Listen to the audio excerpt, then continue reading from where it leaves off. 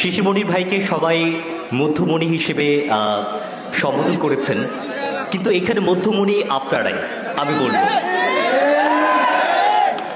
ওই যে উপাসে দেখেন আপনার উপরে রোদে পড়ে ওখান থেকে অনেকক্ষণ ধরে দেখছে, কথা শুনছে।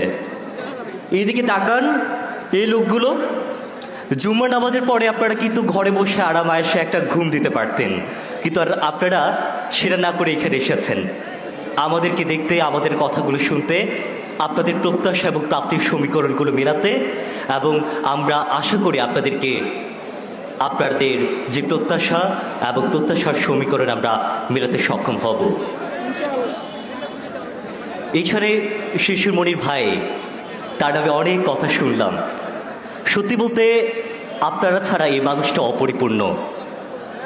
আপনারা যদি তাকে ভোট দিয়ে জয়যুক্ত না করেন, আপনারা যদি তার পাশে না দাঁড়ান, তাহলে এই মানুষটার পাশে দাঁড়ানোর মতো আর কেউ থাকবে না। আবার মনে হয় এই মানুষটার পাশে আপনারা থাকবেন।